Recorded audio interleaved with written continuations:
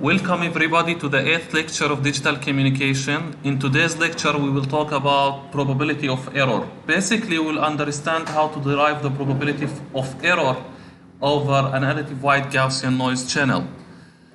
So more precisely, during this lecture we will be able to derive an expression for the probability of error. The analysis technique will be demonstrated using binary PCM that uses polar non-return to zero signaling. So basically what we are going to assume to derive the probability of error that we are using non-return to zero signaling. This means that for 1 we are representing a signal like this, A, with amplitude plus A, and for 0 a signal with amplitude minus A. So this represents 1, and for 0 we are representing it by amplitude of minus A. The channel noise is modeled as additive wide Gaussian noise and denoted by W of T, and it has mean of 0 and variance of N0 over 2. And the variance, you might call it the power spectral density, N0 over 2. So these are the information that in general, the question gives you, or the scenario that you are studying, you need to know about it. And then you have the following system model. You have your BCM signal, you receive it, and it reaches the receiver. Then an additive wide Gaussian noise gets added to your received signal, which is a non-return to zero polar code signaling signal. After that, what do? You use matched filter. You use matched filter in order to improve the signal to noise ratio. And then you sample at time t equal tb so that you get minimal interference and you get your signal perfectly without any errors. And after that, you pass your signal through a decision device. This decision device, like comparator, compares your received signal with a certain threshold. If it is below that threshold, you consider it minus A, which is 0. If it is above that threshold, you consider it plus A, which is 1. And this is how you decode and demodulate your data. The signaling interval here, we assume it to be from 0 to TB. Each TB we have a new signal to transmit. This signal carries a new information that can be 0 or 1. And TB is considered to be the bit duration. Now, the received signal, having said all the previous information about the system model we are studying, then the received signal at the receiver side will be plus A plus WT if I am transmitting 1. Like this. If the data I'm transmitting is 1, then my received signal at the receiver will be plus A plus WT. If it is 0, since I represent 0 by minus A, at the receiver side it will be minus A, but since it goes through additive wide Gaussian, since there is additive wide Gaussian noise, the total general system model will be minus A plus WT. So these are the received signals at the receiver. It's assumed that the receiver has acquired knowledge of starting and ending time of each transmitted pulses. What does this mean? This means that we are assuming perfect synchronization. The transmitter and receiver know at which time the pulse is started to reach the receiver, at which time it starts, at which time it ends, so that you synchronize and start decoding your data within the window of the pulse. The receiver also has a prior knowledge of the pulse shape. The receiver knows that you are transmitting rectangle, but he doesn't know the polarity of that rectangle, whether it's up or down. So by determining the polarity, you can guess whether you have transmitted 0 or 1. The structure of the receiver used is given as below alongside the decision device, and now our goal is to calculate the errors that can happen due to the additive wide Gaussian noise. So when the receiver detects a bit, there are two possible kinds of error. We have an error of the first kind. The first type of error is this error happens when you transmit a 0 but you decode it as 1. Of course, this is error. You transmit 0, you must decode 0. But this might happen because of the noise. The second type of error is when you transmit 1, but you decode 0. You transmitted 1, you must decode 1.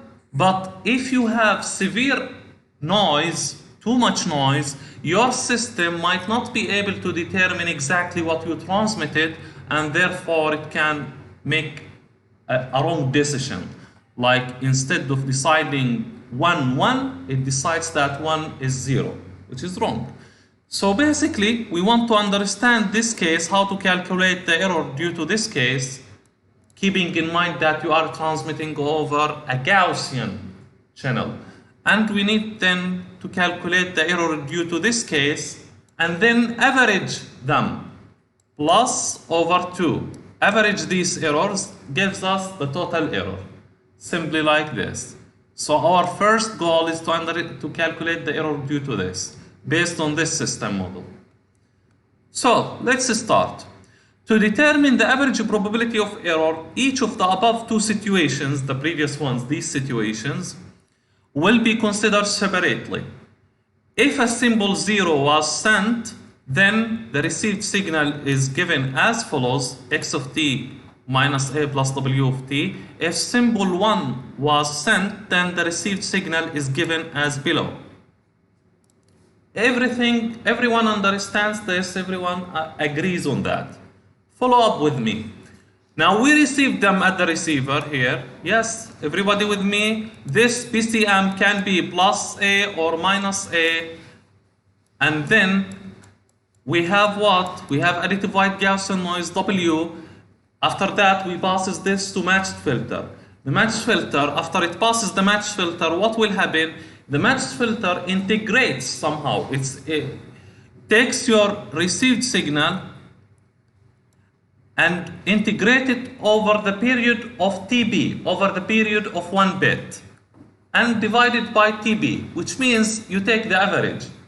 So Y becomes, your received signal becomes the integration from 0 to TB of x of t with respect to delta t.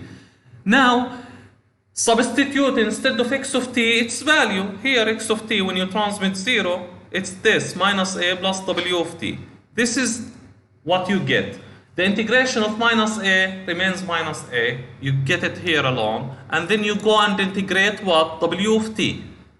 But the question, the system model tells us ahead of the time that W of t has mean equal to 0. If it has mean equal to 0, and this is basically calculates the mean, integration from 0 to TB over TB, then this becomes, this term goes to 0. What's the result? Minus a. The matched filter output, the output of the matched filter will be minus a, and it's random variable. It's random variable affected by the noise. The random variable is a Gaussian distributed variable with a mean of minus a. Y has a mean of minus a, and the general probability distribution is Gaussian. So what do you need to do? What do you need to know? Since it's Gaussian, you need to know the probability distribution function of a Gaussian distribution. What's the probability from random probability course? Do you remember? If you have a random variable n, this can be anything. Then the probability distribution, the Gaussian probability distribution, sometimes we call it normal distribution, is equal to 1 over square root of 2 pi sigma square, where sigma square is the variance, multiplied by the exponential of minus 2 parentheses n minus mu, where mu is the mean, over 2 sigma squares. This is the probability distribution. I want to use this mathematical equation in my calculation because my system model has Gaussian distribution. So the variance of y is sigma square y, which is equal to n naught over 2b. Now n naught over 2 is just the variance of the noise. Since you are integrating over TB over a duration of TB, the variance of your output match filter becomes n naught over 2TB. The conditional probability density function, why do we have conditional? Because we transmit symbol, we transmit a bit, and we say if we transmitted this, what's the probability that we don't receive it correctly? So it's conditional. If you transmit this, what's the probability you get X event? The conditional probability density function of the random variable y, given that symbol 0 was sent, is therefore can be denoted as follows. This is the probability, this is basically PDF, and it is denoted by FY given 0. This is how we denote it, how we represent it, which is equal to this value. Anybody can tell me from where we get this? From this. I already know what's the probability distribution function of Gaussian, and I just substitute instead of n. Now, what's my variable? Y. Yes? Instead of sigma square, what's my sigma square now? This value, n naught over 2TB. Instead of u, what's my u, which is the mean? Minus a. So here, minus a becomes plus a. And instead of n, this is the mapping between them. Instead of n, you have y. Instead of u, you have minus a. Minus a multiplied by minus becomes plus a. And this term, the denominator here, is basically 2 sigma square. Sigma square is n naught over 2TB. 2 with 2 removes. Then you are left with n naught over T naught. Now this is by math. By drawing, what will you get? This is what will you get. The conditional probability distribution function, which has Gaussian shape, is given as follows. This is the Gaussian distribution, and this is how we represent it and denote it in math. And we have, this has mean of minus a, the middle exactly happens at minus a, and we have this error. The error happens at the tails of the Gaussian distribution. Why? Because you will have another Gaussian distribution beside this. You are transmitting 1 or zeros, yes? Which becomes plus a minus a. Everybody focus with me. Now plus minus a, this is minus a. Because of the noise that you add to it, you add to both of them. Because of the noise you add to it, what do you get? You get Gaussian distribution here. You are not getting the value exactly. What's the mean of this? Minus a. And this distribution, it's fat, it's going away from the y-axis because of the variance, because of the noise. And you have another distribution beside this, which has mean a here. And you need, at this point, you need to put threshold. You call it lambda. If your value is above the threshold, you consider it to be in this domain, to be plus a, which means 1. If it is in this domain, you consider it minus a, which is 0. So you are really fighting for this boundary. You need to get an optimal threshold and be able to know when do you exactly cross to the other part so that you consider there is an error. Clear? That's why we call this region, the shaded one, the probability of receiving 1 given that you transmitted 0. This is error. Yes, the first kind. The first type of error, the probability. Focus with me. 0 here, what you transmit. Here. Focus with me. 0. Everybody seeing 0 here? 0 this, what you transmitted. 1 is what you received. So when I say P10 means I transmitted 0, received 1. The probability of error due to sending 0 and receiving it wrongly 1. This is what it means. So the first number is what you receive to the most of your left, and to the most of your right is what you transmitted. To compute the conditional probability P10 of error that symbol 0 was sent, we need to find the area between lambda and infinity. Of course, if this is the shaded area and I tell you calculate the amount of this error, you just need to integrate from lambda to infinity.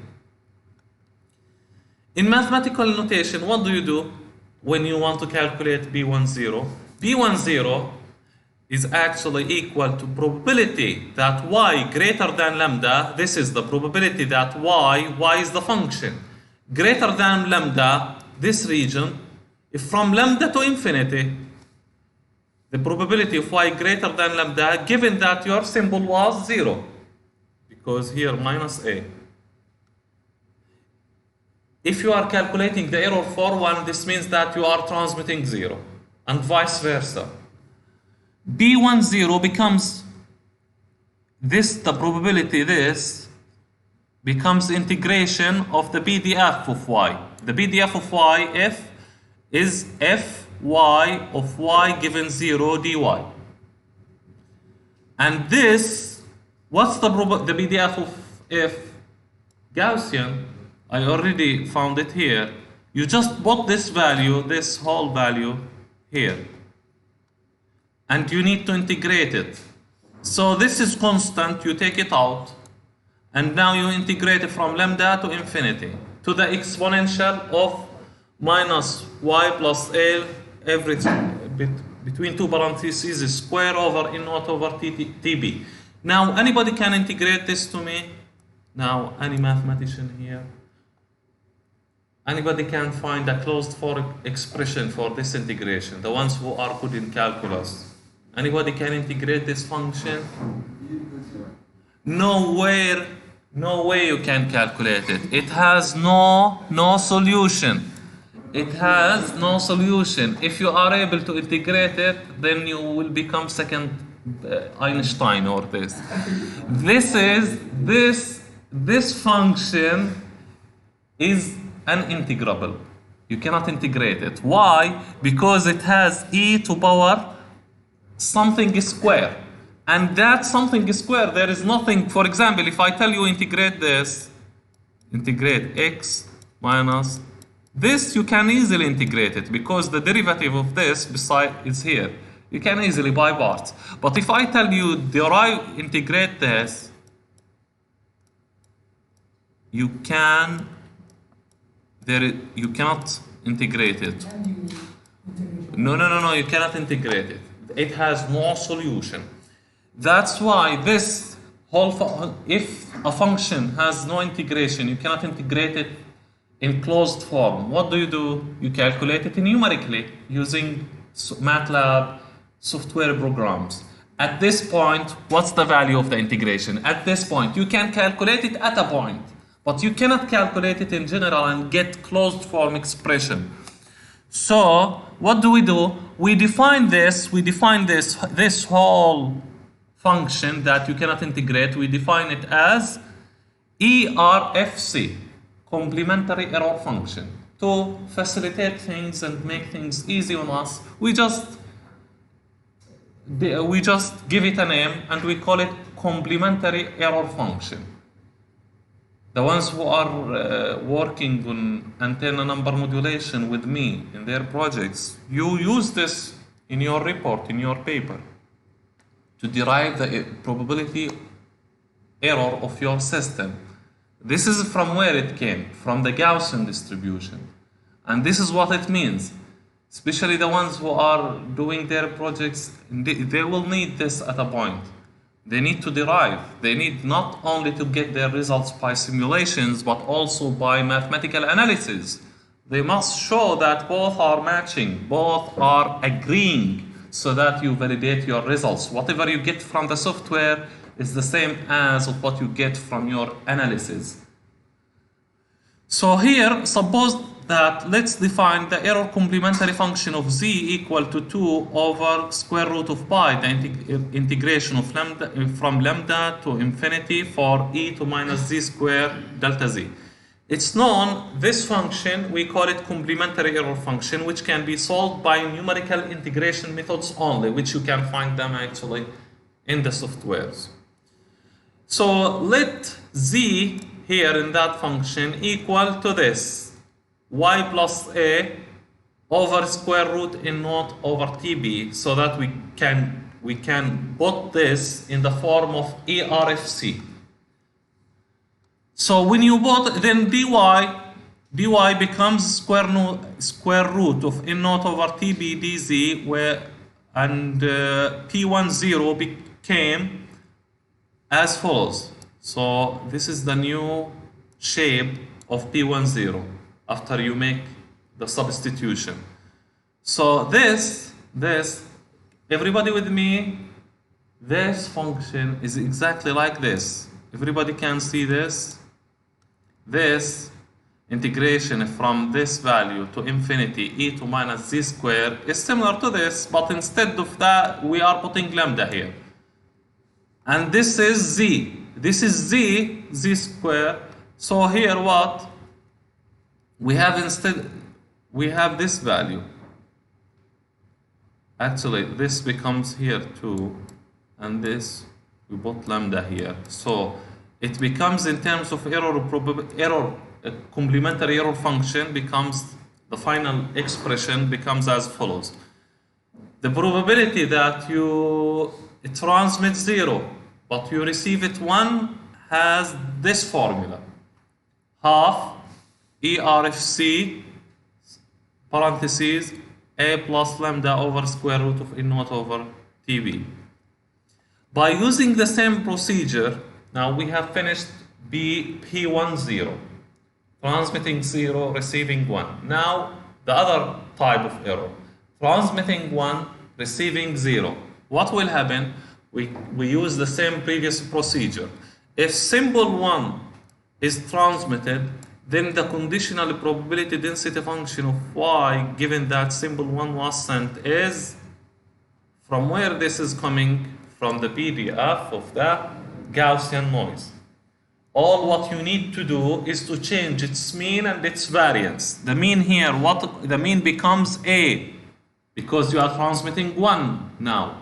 1 corresponds to a, minus the mean, which is a, and the variance, the denominator here, 2 sigma square. Sigma square in naught over 2b.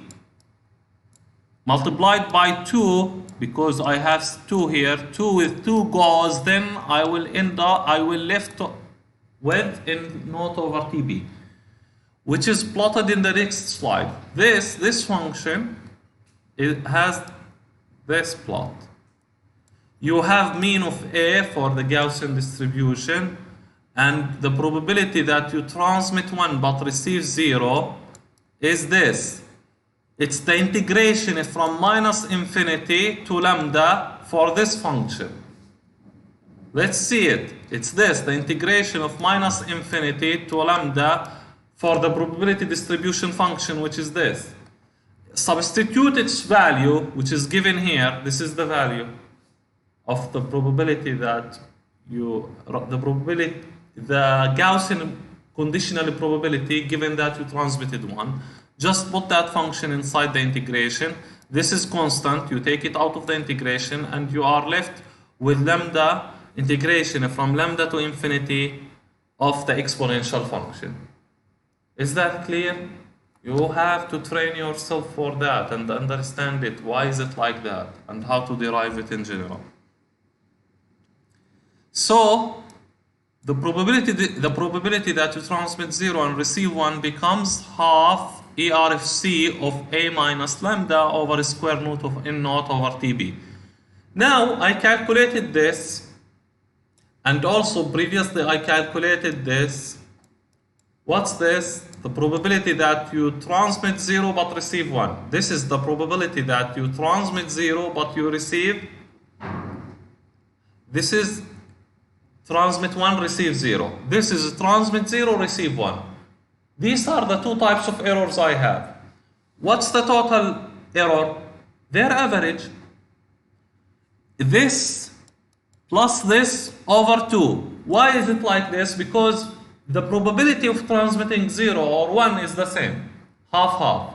Yes, if you have true random variable, you have generator that generates random data, 0 and 1, 1 and 0. This is the sequence you are transmitting.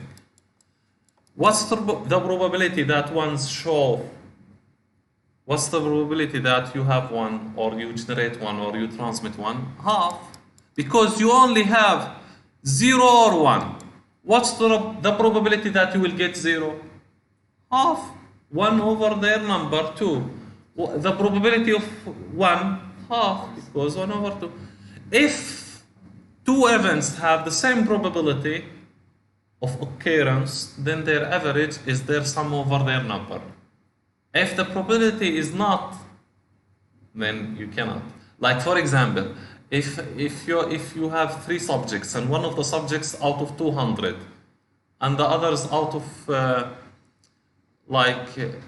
out of 100, can you sum them and divide by their number? Wrong. You need to give more weight for the 200. And this is the same.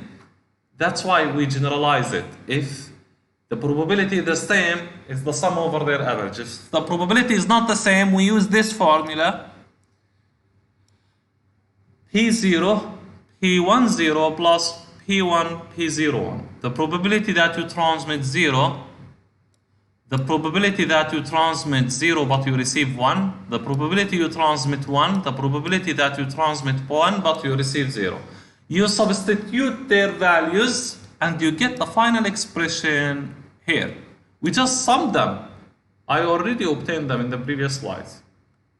Is that clear? We got the bit error rate, we got the bit probability of error over additive white Gaussian noise channel. Now, what's remained? This is the probability in general. My goal is to reduce this probability as low as possible, if I can. Isn't it? Because I want my system to be reliable. I want my system to have minimal number of errors. I don't want it to be fuzzy, not resilient, and robust to the channel noise. To achieve that, what do? I find the optimal threshold at which I decide 0 or 1 that can minimize my error. How to find that? See, this error probability function is function of lambda. Lambda is the threshold at which you decide whether you have transmitted 0 or 1. If it is greater than lambda, 1. If it is below lambda, 0. The threshold. This is the one I explained here before. This is the threshold. I'm talking about lambda, the threshold that divides 0 from 1. I need to find an optimal value for lambda. If I find the optimal value of lambda, I make sure that whatever I design, I always get minimal error. Let's see.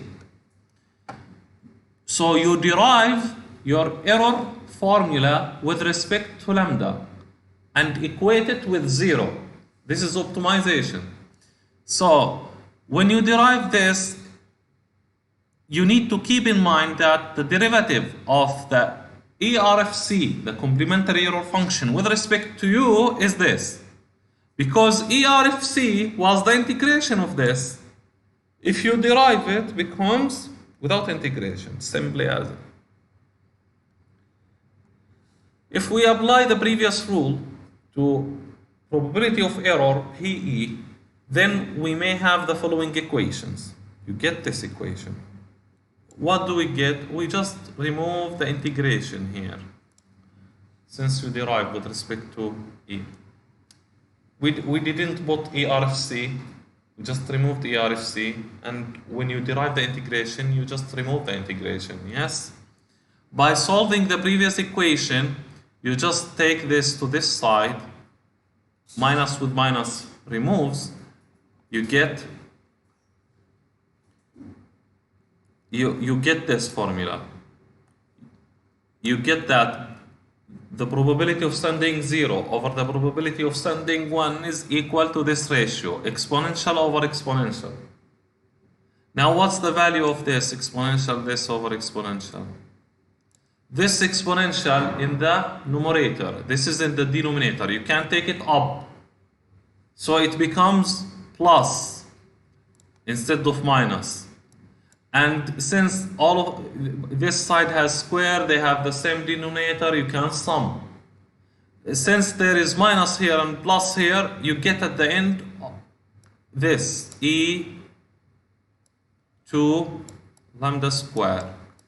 This whole expression, something like this. This becomes 4e to lambda, something like this. Then when you calculate it, you find that the optimal lambda is equal to n naught over 40b ln p naught over p1. This is the final expression for the optimal threshold at which you will get minimal errors. Great. By derivation, by your knowledge in calculus, we got it. Now, let's assume we have the following case. If both symbols 0 and 1 occurs equally in the bit stream, then this means that the probability of sending 0 is the same as the probability of sending 1, and it's equal to half. Then, what's lambda optimal? Calculate lambda optimal. I will ask this in the exam. I will play with these probabilities and tell you what's lambda. Anyway, now since the probability is the same, when you divide P1 over P1, P0 over P1, what do you get here? Half over half, 1. What's ln 1? 0. Ln 1, everybody knows this from logarithm. What's ln 1? Equal to 0, because ln 1 is e to power how much I get 1? E to power 0. Is that true? So if I play with this probability, or play with this noise, or play with TB, can you find lambda? You can't find it. If I tell you derive lambda, all the previous steps until you reach here, you must be able to do that. Because if we want to generalize it, if I give you a system where the distribution is not Gaussian, is Rayleigh, or Ratio, or exponential, you need to repeat the derivations but with different distributions and find the mean and variance and simplify things. This is the most basic form. You generalize it to anywhere you like. Good. This is the probability of error. If lambda optimal is 0, then you just substitute lambda here 0. Yes, in the error function here 0. What do you get?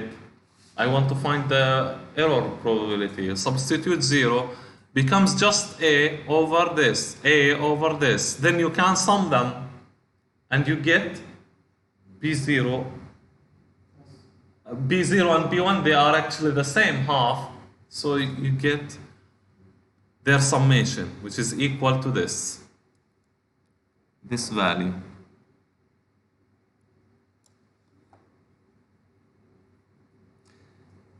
You can take the square root for all of them. If you want to include A under the square root, you just put square. And then TB becomes in the numerator. Then A square TB, what's the value of this expression? A square TB. A is the amplitude of your rect. This is A, the amplitude of your rect.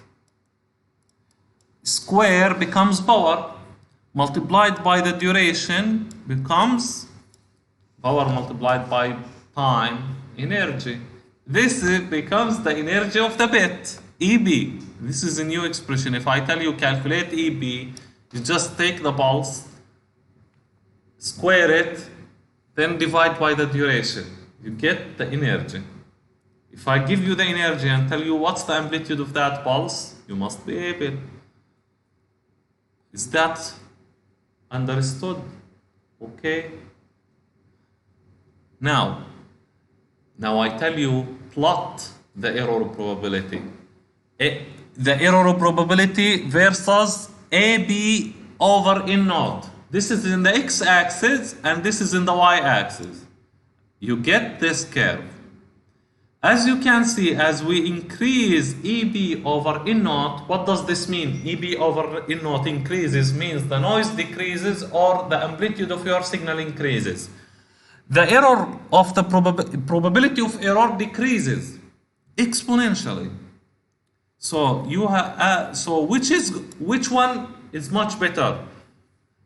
To have EB over N naught equal to 15 or 5? 15, of course, much better because you have low amount of error, 10 to minus 12 or something like this. As it can be seen from the previous figure, the average probability of error decreases exponentially as the signal to noise energy increases, as we have seen just right now. For large values of the signal to noise energy, the complementary error function can be approximated. What does this say? Everybody focus on this. As your EB over N naught increases, this becomes almost like a line. I mean, close to exponential and decaying. So it becomes exponential of minus EB over N naught over this value, which is much easier for calculation.